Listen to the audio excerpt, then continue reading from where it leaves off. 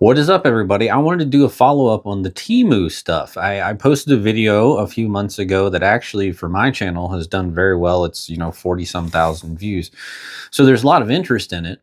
That was just kind of an unboxing, first impression sort of video. I've now had a bunch of time to bond with the Temu stuff, and I feel like I can discuss it from a point of view of experience as opposed to just looking at it. As to be expected from cheap Chinese stuff, there's definitely some bad, but there's some good as well. Nothing that it's not horrible. Again, let's just talk about it.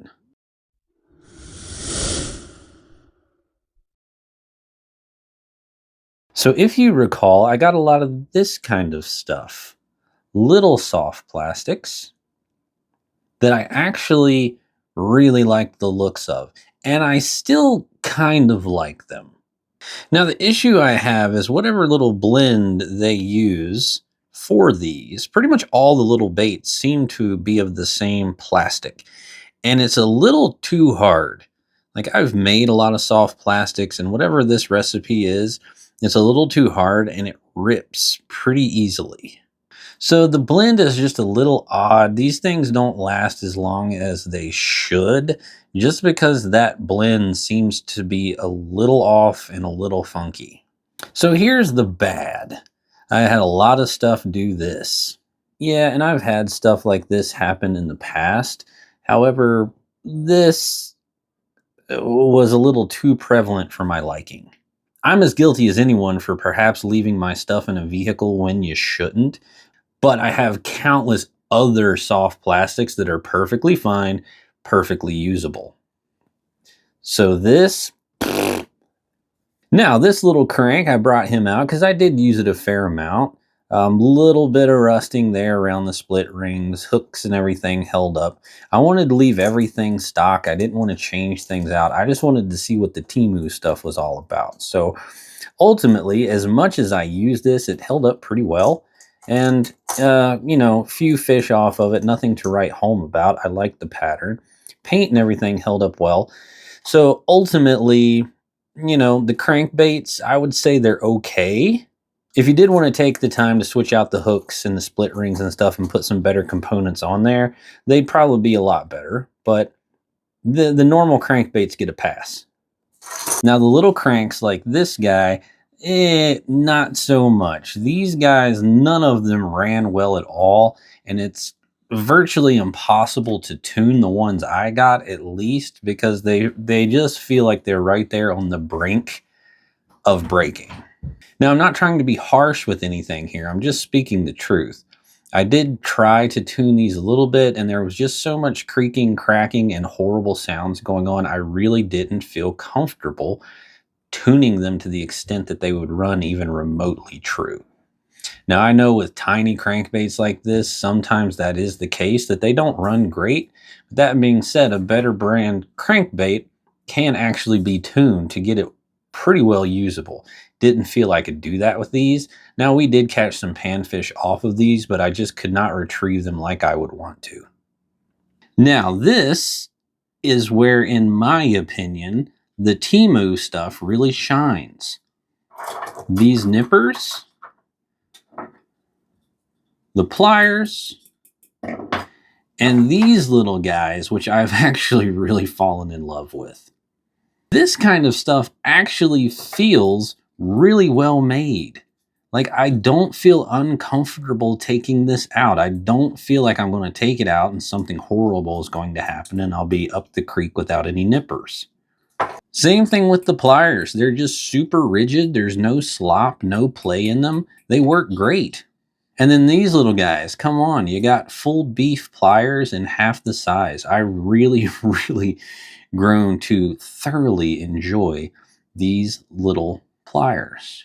So all of this kind of stuff feels very well made. And I think personally, if I'm going to continue getting anything from Temu, it's going to be this type of stuff. The lures, I can really take it or leave it. Now, I don't have any experience with their rods and reels. I've seen a lot of people say, oh, they're pretty good. They're okay for the money. I don't feel comfortable buying them. I really don't.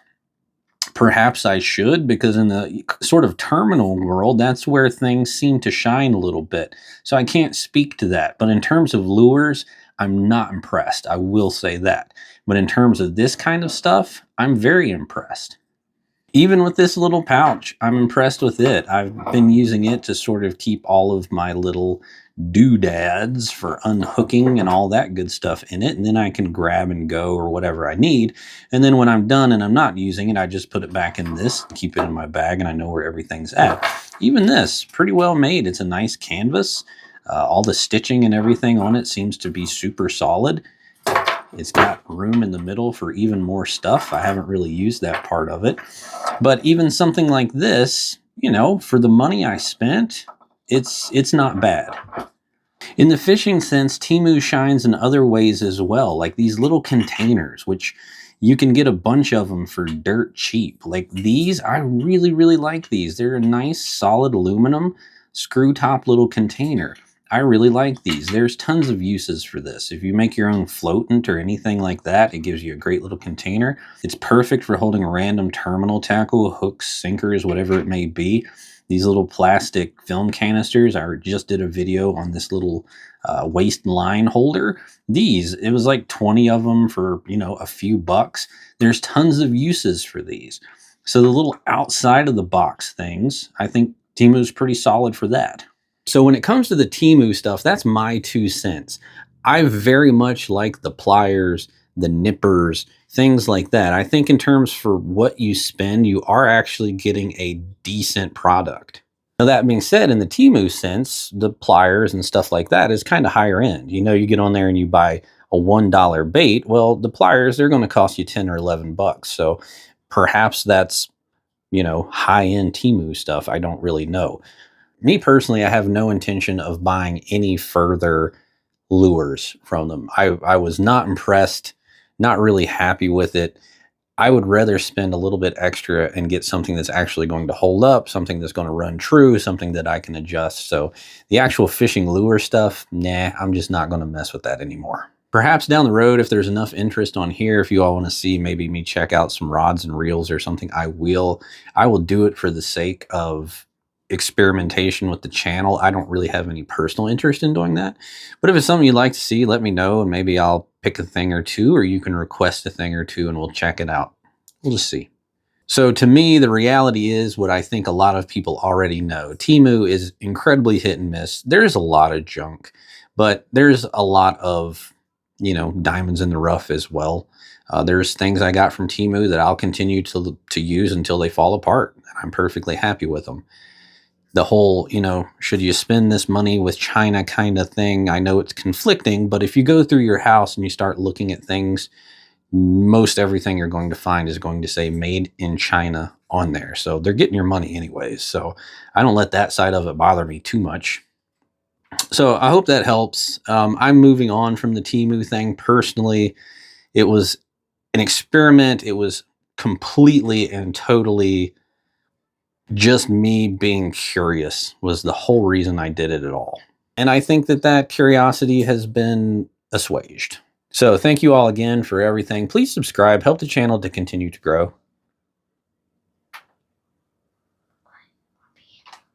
You're in it now. What do you have to say about Temu? He doesn't know.